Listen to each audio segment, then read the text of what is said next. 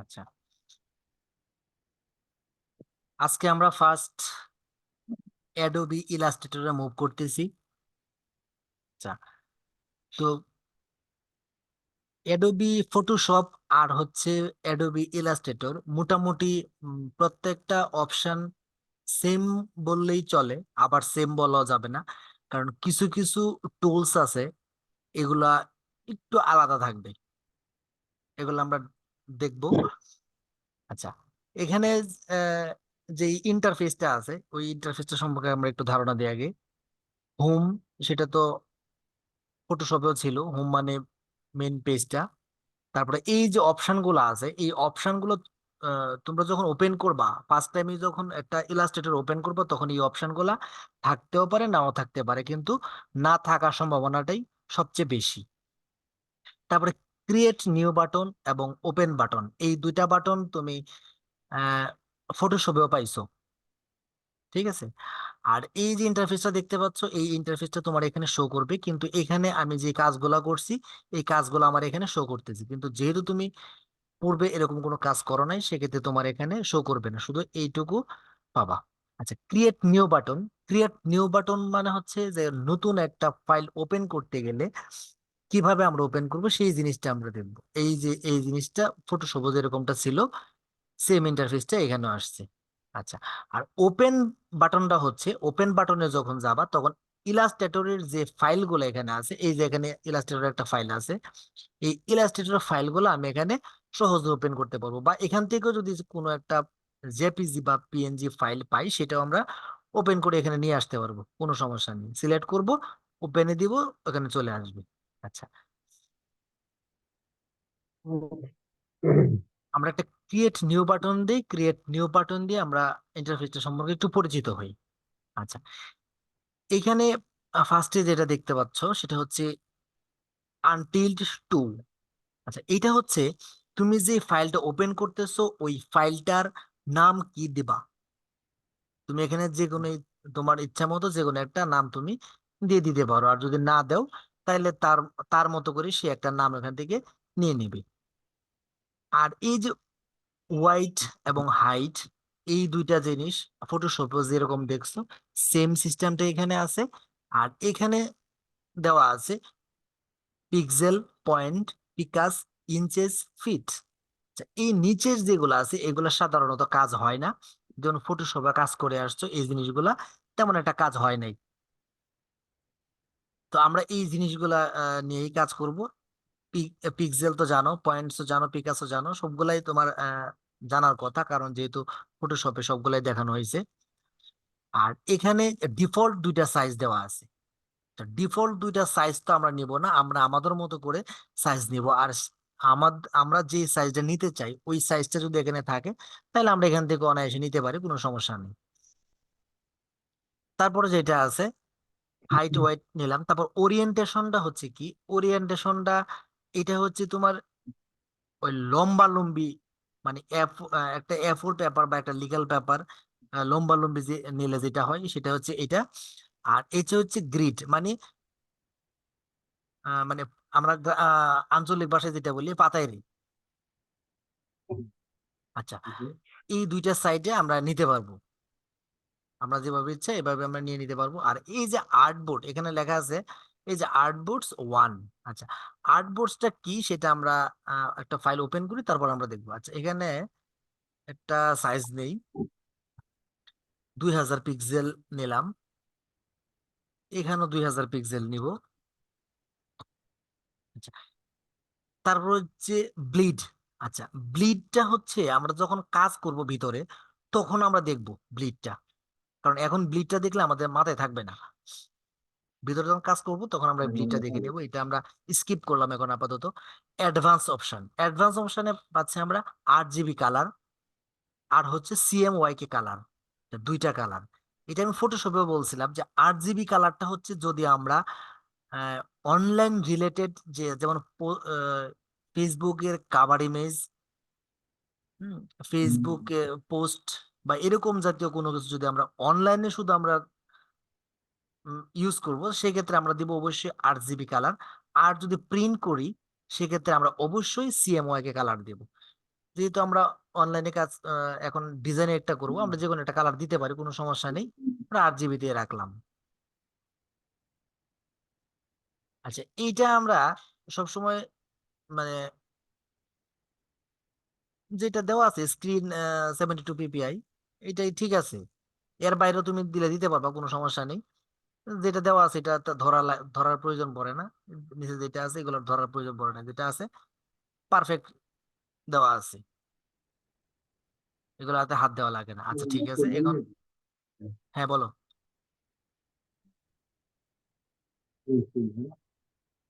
কিছু বলছো?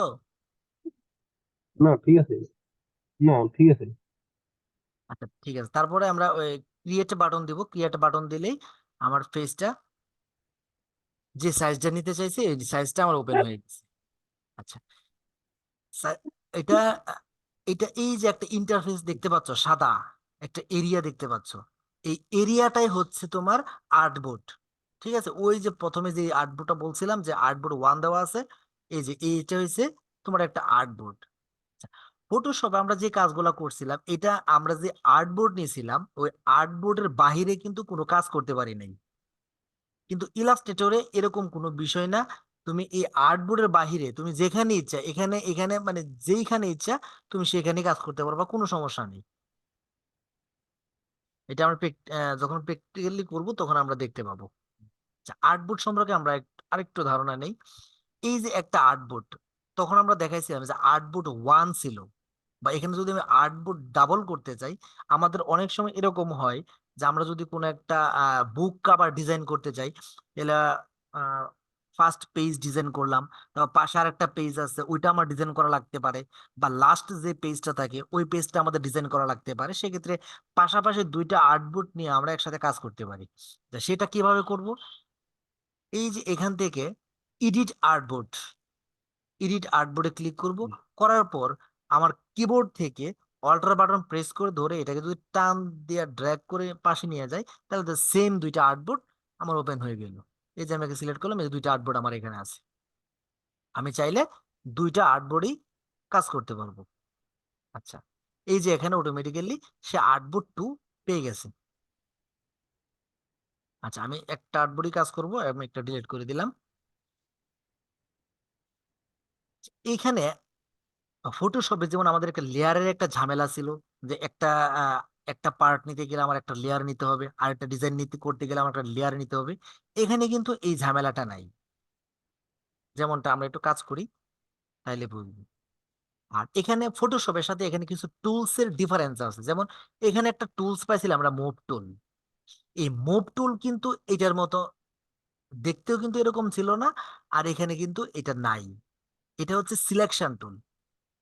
ঠিক আছে, ওখানে ছিল মুভ টুল, এখানে আমরা পাইছি সিলেকশন টুল। এখন এখান থেকে আমি একটা রেক্টেঙ্গেল নিয়ে আগে। আচ্ছা, এই যে রেক্টেঙ্গেল টানলাম, রেক্টেঙ্গেল টানার পর যখন এই যে মুভ টুল, মুভ টুলে যাওয়ার পর এই যেটাকে আমরা মুভ করাইতে পারতেছি। আচ্ছা, এইখানে এখানে ভিতরে হোয়াইট কালার দেওয়া আছে এবং চতুর্পাশে দেখো কালো একটা বর্ডার আছে। এই যে কালো একটা বর্ডার দেখা যাচ্ছে না?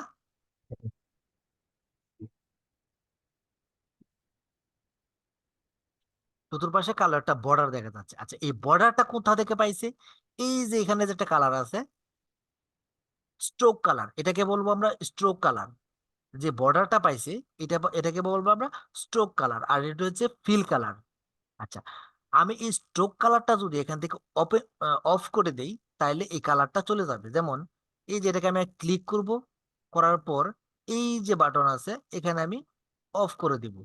এই যে এখন কালারটা চলে গেছে। এই যে জুম করলে এটা আমি দেখতে পাচ্ছি না। আচ্ছা, ভিতরের কালারটা আমি একটু চেঞ্জ করি। আচ্ছা, ভিতরে কালারটা চেঞ্জ করতে গেলে আমার কি করতে হবে? ওটাকে আগে সিলেক্ট করতে হবে। সিলেক্ট করা অবস্থায় এই যে এটার মধ্যে আমি ডাবল ক্লিক করব, ফিল কালারে ডাবল ক্লিক করব। ডাবল ক্লিক করে ওখানে কালার অপশনটা চলে আসবে, এখান থেকে যে কোনো একটা কালার সিলেক্ট করব, ওকে বাটন প্রেস করব, এই কালারটা এখানে চলে আসছে।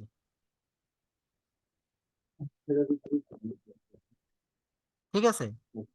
আচ্ছা, এখন এটাকে চাইলে এই যে এই সিলেকশন টুল দিয়ে আমি এটাকে যেখানে ইচ্ছা সেখানে নিতে পারবো। এগুলা শেষ করে গেছিল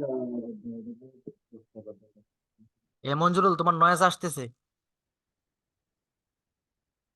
মিউট করে দাও।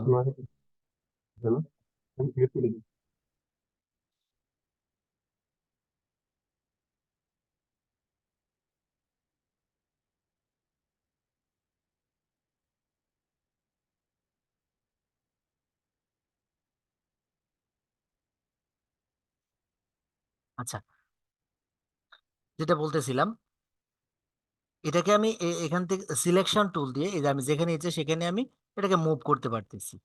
আচ্ছা, এটাকে আমি কপি করি, অল্টার বাটন প্রেস করে ধরে এটাকে যদি আমি টান দেই, অটোমেটিকলি এটা আরেকটা কপি হয়ে গেল। আচ্ছা, এখন লেয়ারের জিনিসটা আমরা একটু দেখি। একটু লেয়ারে গেলাম, যাওয়ার পর এই যে লেয়ার গুলা, ঠিক আছে, এই যে লেয়ার গুলো যখন আমি নিলাম, সে কিন্তু অটোমেটিক্যালি একটার পর একটা লেয়ার কিন্তু নিয়ে নিতেছে। এগুলো কিন্তু লেয়ারের যে আগের যে ঝামেলাটা ছিল, ওই ঝামেলাটা এখন আর নেই। যেমন ফটোশপে যে ঝামেলাটা ছিল আর কি, ওই ঝামেলাটা এখানে আর নেই। অটোমেটিক্যালি আমি যতগুলা লেয়ার নিব, আরেকটা কপি করে নিলাম, এই যে আরেকটা লেয়ার সে অটোমেটিকলি ক্রিয়েট করে নিল। তো লেয়ারে আমার ঝামেলা নেই, আমরা লেয়ারে যাবো না, আমরা আমাদের কাজ করব। আচ্ছা, একটা রেক্টেঙ্গেল নেওয়ার পর এই সিলেকশন টুল দিয়ে এটাকে আমরা সিলেক্ট করব, সিলেক্ট করে ডানে বামে যেখানে মুভ করানো দরকার সেদিকে আমরা মুভ করাবো। আচ্ছা, এর পাশে আরেকটা টুল আছে, সেই টুলটা ডিরেক্ট সিলেকশন টুল। আচ্ছা, ডিরেক্ট সিলেকশন টুলের কাজটা কি আমরা একটু দেখি। ডিরেক্ট সিলেকশন টুলের কাজ হইলো, এই যে আমাদের এই চতুর্পাশে চারটা অ্যাঙ্কর পয়েন্ট আছে, ঠিক আছে, এই অ্যাঙ্কর পয়েন্ট গুলাকে আমি যদি ভাঙতে চাই, সেক্ষেত্রে এই ডিরেক্ট সিলেকশন টুল দিয়ে আমরা এটাকে ভাঙবো। যেমন এই ডিরেক্ট সিলেকশন টুল সিলেক্ট করলাম, করার পর এখানে ডাবল ক্লিক করে এই যে ভিতরের দিকে টান দিচ্ছি, ভিতরে চলে আসতেছি, উপরের দিকে টান দিচ্ছি, উপরে যাচ্ছি, এদিকে ধরে টান দিচ্ছি, এই যে বাইরের দিকে চলে যাচ্ছি।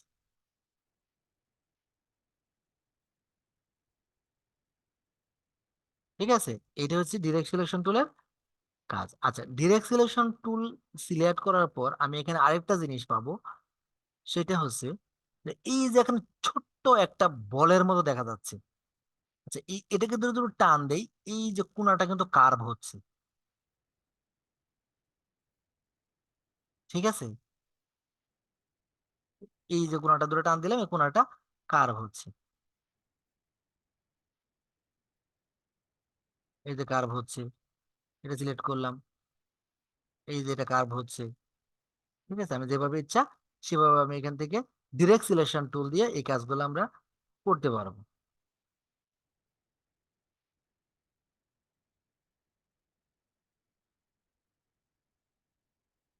আচ্ছা, এটা রিলেট করে দিই। তারপর হচ্ছে পেন টুল। আচ্ছা, পেন টুল ফটোশপে যেরকম কাজ করছো, সেম একই ওয়েতে এখানেও কাজ করবে। আচ্ছা, পেন টুলে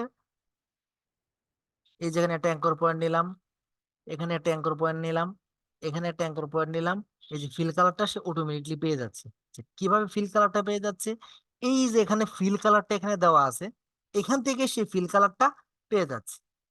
আচ্ছা, এই ফিল কালারটা আমি অফ করে দিব, কিন্তু বর্ডারটা রাখতে চাই। যেমন ফটোশপে যেটা ছিল পাথ মোড, ওই পাথ মোডটা যদি অন করতে চাই, তাহলে আমার ফিল কালারটা অফ করে দিতে হবে।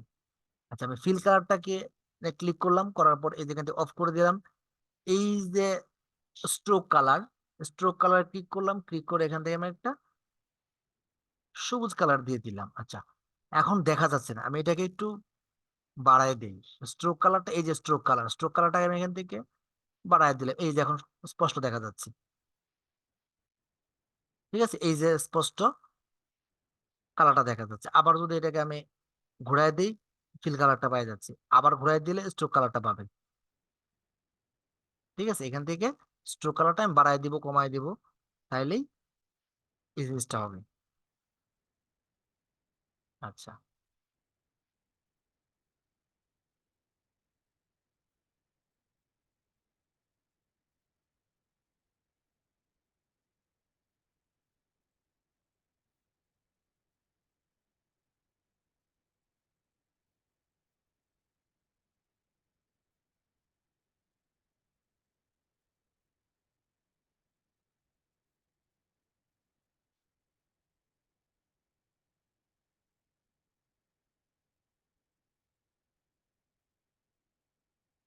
এর আন্ডার, পেন টুলের আন্ডারে আরেকটা টুল আছে, অ্যাঙ্কর পয়েন্ট টুল।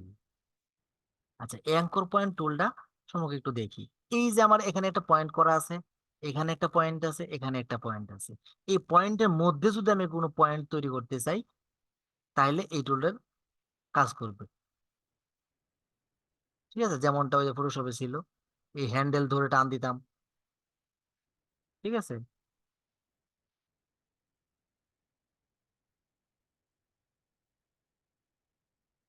বিষয়টা বুঝতে পারতেছো তো নাকি? জি, বুঝতে পারতেছি। আচ্ছা, এটা ডিলিট করে দিলাম।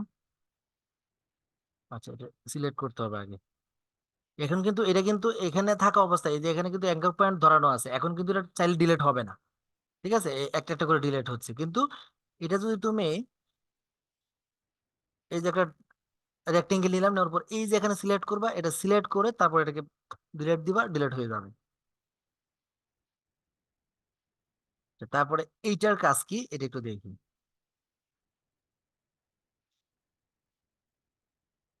দেখতে পাচ্ছো?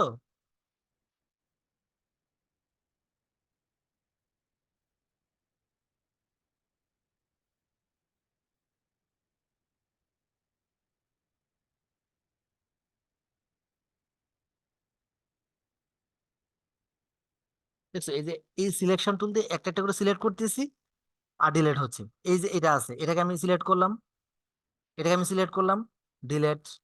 ওটাকে সিলেক্ট করলাম, ডিলেট। ওটাকে সিলেক্ট করলাম, মুভও করে, আমি চাইলে মুভও করাইতে পারতেছি।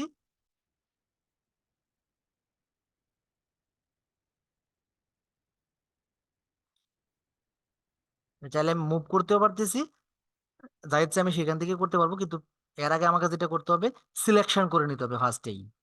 সিলেকশন করে নেওয়ার পর এটাকে আমি মুভ করতে পারবো, চাইলে ডিলিটও করতে পারবো। আচ্ছা, তারপর যেটা আছে রেক্টেঙ্গেল। রেক্টেঙ্গেল তো এতক্ষণ রেক্টেঙ্গেল টানলাম, দেখলাই। তারপর আবার জিনিসটা দেখাই। এই যে একটা রেক্টেঙ্গেল টানলাম, আচ্ছা এটাকে ফিল কালার করে দিই, বুঝতে সুবিধা হবে। এই যে একটা রেক্টেঙ্গেল টানলাম, আচ্ছা এই রেক্টেঙ্গেলটাকে কপি কিভাবে করতে হয়? কিবোর্ড থেকে অল্টার বাটন প্রেস করে ধরে মাউস দিয়ে টান দিব, যতগুলো দরকার ততগুলো টান দিব, কপি হয়ে যাবে অটোমেটিক্যালি। লেয়ারের কোনো ঝামেলা নেই। ঠিক আছে, ফটোশপে এই জিনিসটা ছিল না। এই যে আমি বাইরে নিয়েও, আর্টবোর্ডের বাইরে নিয়ে আমি কাজ করতে পারতেছি।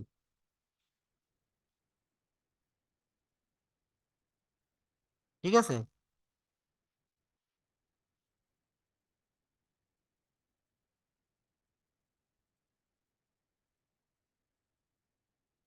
আচ্ছা, এর আন্ডারে কতগুলো টুলস আছে আমরা একটু দেখি।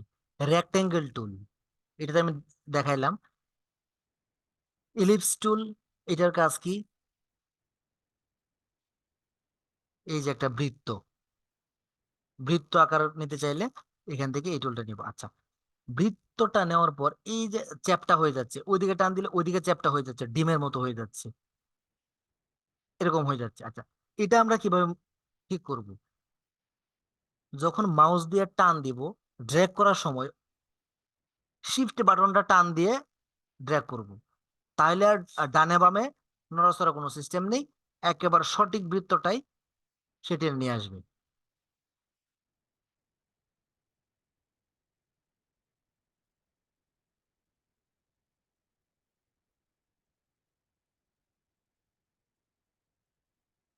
তারপরে যেটা আছে পলিগন টুল। আচ্ছা, পলিগন টুলে এই যে আমি একটা শেপ নিলাম, নেওয়ার পর আচ্ছা এরকম হইতে পারে না যে এখানে 1 2 3 4 5 6টা কোণা আছে? এটা তো অন্য আকৃতির আমি করতে পারি, করার প্রয়োজন হইতে পারে। সেক্ষেত্রে আমরা কি করব? ডিলিট করে দিব। করে দেওয়ার পর সিলেক্ট করব, করার পর টান দিয়ে ওই কিবোর্ড থেকে এরো কি বাটন আছে, আপ এরোতে প্রেস করব, একটা করে কোণা বাড়তেছে। ডাউন এরোতে ক্লিক করব, একটা করে কমতেছে।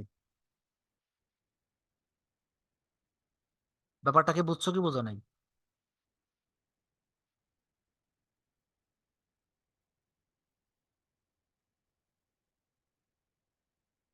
আবার দেখাচ্ছি। এটাকে ধরে যখন এবার টান দেব, টান দেওয়ার পর আপ এরোতে যদি আমি প্রেস করি, কণাগুলা বাড়বে। ডাউন এরোতে ক্লিক করব, কণাগুলো কমবে।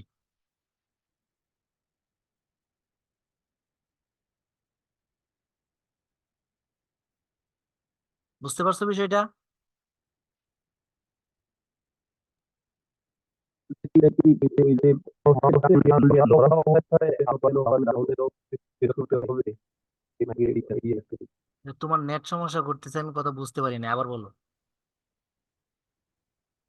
বলতেছি যখন ওই যে পলিগন টুলে তখন আমি ওই মাউস ধরে টান দিব, টান দিয়ে ছেড়ে দেওয়ার পরে আপ এলো বা ডাউন এলো প্রেস করবো নাকি টান দিয়ে ধরে রাখা অবস্থা? তোমার কথা আমি বুঝতে পারছি না, তুমি চ্যাটে লেখো। ওই যে নিচে দেখো লেখা আছে চ্যাট, ওই চ্যাট অপশনে ক্লিক করে ওই চ্যাটে লেখো।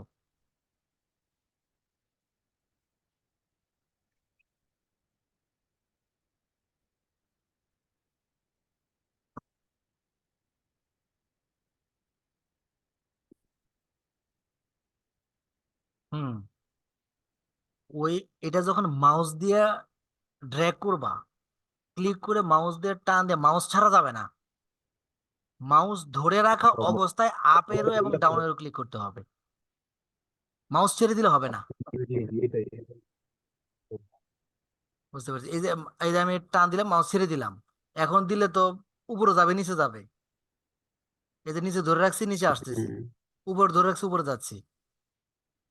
সেটা না, এটা হচ্ছে তোমার, এটা ধরে, এই যে ধরে রাখছি, ধরে রাখা অবস্থায় তুমি আপ এরোতে দাও, এই যে হচ্ছে।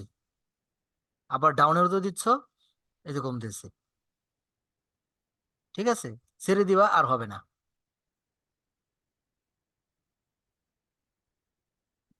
আচ্ছা, সেম কাজটাই স্টার টুল, একই অবস্থা। ধরলাম,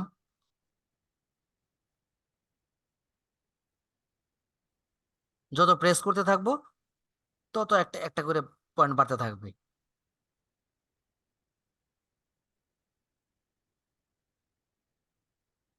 বুঝতে পারছো? আবার এই যে ধরে রাখছি, এই যে কমে যাচ্ছে। আচ্ছা,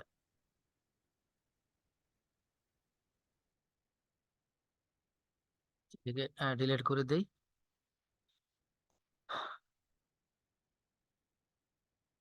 এটা হচ্ছে লাইন টুল, জাস্ট দাগ টানার জন্য। দাগ টানলাম, টানার পর স্ট্রোক কালারটা বাড়াই দিলাম। এই যে একটা দাগ হয়ে গেল। আরো বড় দরকার, স্ট্রোক কালারটা বাড়াই দিব। আরো বড় দরকার, স্ট্রোক কালারটা বাড়াই দিব। স্ট্রোক কালার বাড়াই দিব, কমাই দিব, তাইলে এই দাগটা হবে। জাস্ট লাইন, লাইন টানার জন্য এই টুলটা ব্যবহার করা হয়। আচ্ছা, এটাকে আমি ডিলিট করে দিচ্ছি।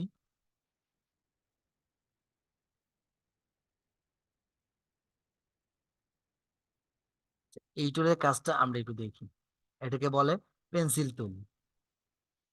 পেন্সিল টুল দিয়ে এই যে আমি দাগটা টানতেছি, এটা কিন্তু এই যে অনেক, এখন দেখাই, দাগের মধ্যে কিন্তু একটু হিজিবিজি হিজিবিজি একটা ভাব আছে। ঠিক আছে, এটা আমি ছেড়ে দিলাম, দেবো হের মতো করে একটা শেপ নিয়ে নিবে। ঠিক আছে, এই যে এলোমেলো যে একটা ভাব, ওই ভাবটা থাকবে না। এভাবে আমরা এখান থেকে এরকম ব্রাশ করতে পারবো।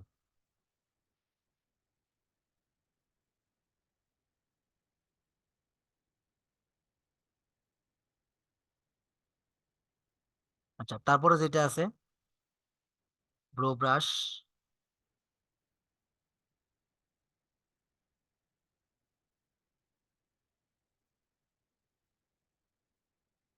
বিষয়টা বুঝতে পারছো তো নাকি?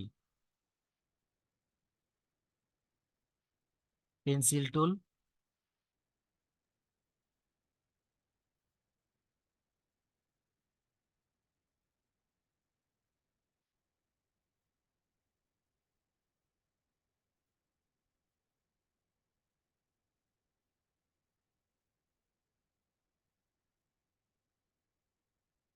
টানো, টানার পরে এটাকে স্ট্রোক কালার বাড়ায় দাও, তখন এটা দেখতে পাবা।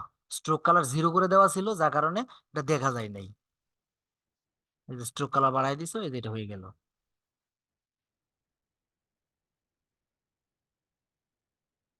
ঠিক আছে, তুমি যেভাবে টানবা সেভাবে এটা শেপ পাবে। ঠিক আছে, এখন এই যে এই পয়েন্ট গুলো চাইলে ওই যে ডিরেক্ট সিলেকশন টুল দিয়ে এই পয়েন্ট গুলাকে সরায় নিতে পারবা।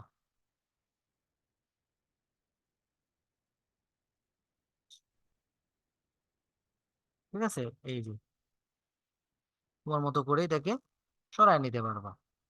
এটা হচ্ছে ডিরেক্ট সিলেকশন টুলের কাজ এবং পেন টুলের কাজ, ওই পেন্সিল টুলের কাজ। আচ্ছা,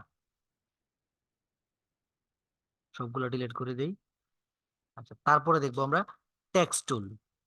আচ্ছা, টেক্সট টুলটা হচ্ছে 3 ধরনের, একটা হচ্ছে টাইপ টুল, আর হচ্ছে type on a path tool, আর হচ্ছে ভার্টিক্যাল টাইপ টুল। টাইপ টুলটাকে দেখি, ক্লিক করলাম, করার পরে যেটা ফ্রন্ট চলে আসলো, এটা সাইজ বড় দেওয়া হতো, যার কারণে এরকম দেখা যাচ্ছে। আমি একটু বড় করে নিই।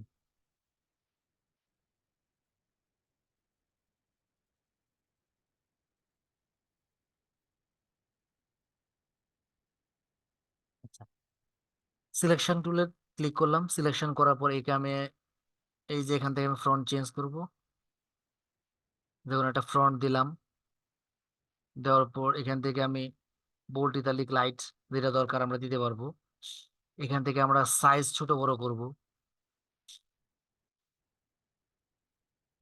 ঠিক আছে, সাইজ ছোট বড় করব। আর এই যে একটা দেখতে পাচ্ছ, এটা দিলে আমার হবে কি, এটা 0 করা আছে, এটা যদি আমি বাড়ায় দেই, তাহলে প্রত্যেকটা ওয়ার্ডের মধ্যে একটা করে গ্যাপ নিচ্ছে, দেখো।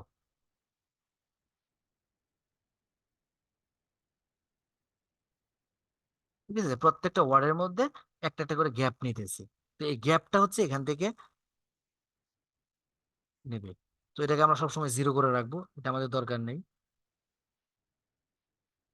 এটা ডিজাইনের ক্ষেত্রে অনেক সময় এরকম হয়, এরকম গ্যাপ বাড়াইতে হয়, সেক্ষেত্রে আমরা এটাকে বাড়াই দিব। এটা বাড়াই দিলে এখানে গ্যাপ নিয়ে নিবে। আর সবসময় আমরা 0 করে রাখবো। আচ্ছা,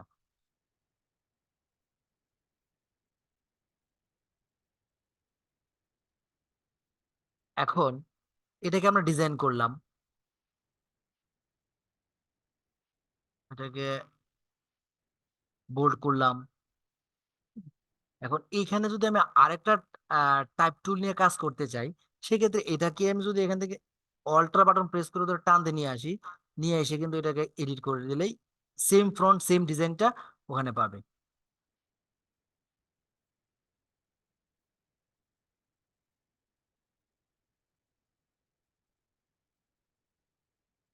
সেম ফ্রন্ট সেম ডিজাইনটা এখানে পাচ্ছে। বিষয়টা বুঝতে পারছো? জি। আচ্ছা, এটা আমরা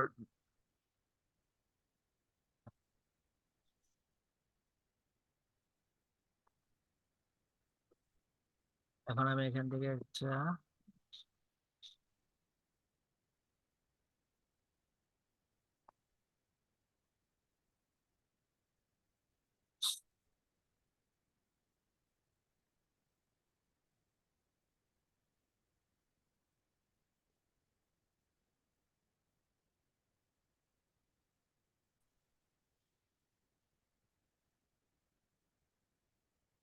এখানে আমি একটা বৃত্ত নিলাম, নেওয়ার পর ফিল কালারটাকে আমি অফ করে দিলাম, স্ট্রোক কালারটাকে একটু বাড়াই দিই, বুঝতে সুবিধা হবে। আচ্ছা, এখানে এই যে রাউন্ড নিলাম, এই রাউন্ডের মধ্যে আমি ওই লেখাটা দিতে চাই, সেক্ষেত্রে করব কি, টাইপ অন এ পাথ টুল, এই যে পাথ টুল, এখানে এই যে এখানে ধরায় দিব। পুরাটা কিন্তু লেখা নিয়ে নিয়েছে। দেখতে পাইছো কি?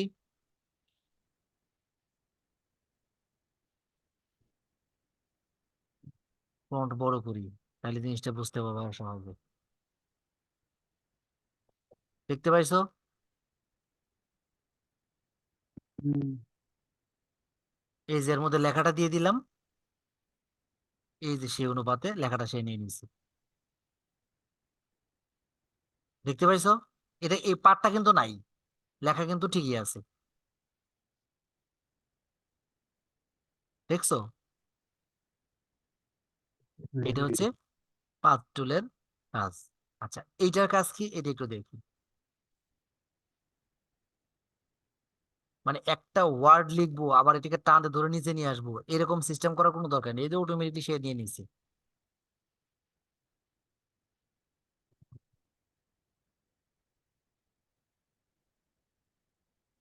ঠিক আছে, অটোমেটিক্যালি সে তার লাইন অনুযায়ী সে নিয়ে নিছে। আচ্ছা, একটু ডিলিট করে দিই, এটা একটু দেখি। এইটার যদি এই প্যারাগ্রাফ, যেটা আমরা সাধারণত ওয়ার্ডের মধ্যে কাজ করে থাকি, এই যে প্যারাগ্রাফ সিলেকশন করার পরে যে মিডিল দিয়ে মিডিল দিয়ে রাখলে পুরো পেজের মিডিলের পাশে পাবে।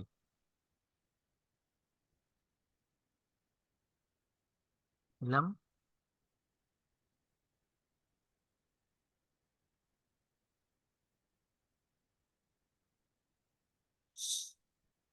বুঝতে পারছো?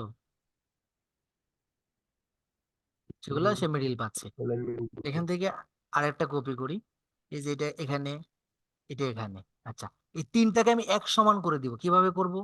তিনটাকে সিলেক্ট করব, শিফট বাটন ধরে সিলেক্ট করব, সিলেক্ট করার পর একটু নিচের দিকে যাব, এই যে এটাকে দিব, হয়ে গেল। আবার ওই পাশে দিলে এটা তো সবগুলো একই ইয়াতে আছে, যার কারণে দেখা যাচ্ছে না, এটাকে আমি একটু ছোট বড় করে নিই। আচ্ছা,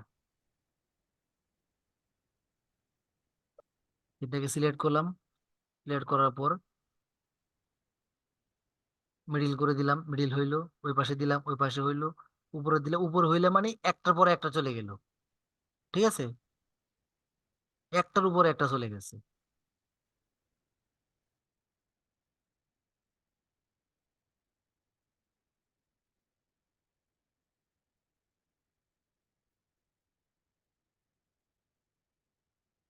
আচ্ছা, এই জিনিসগুলো তো এবার বুঝতে পারলা।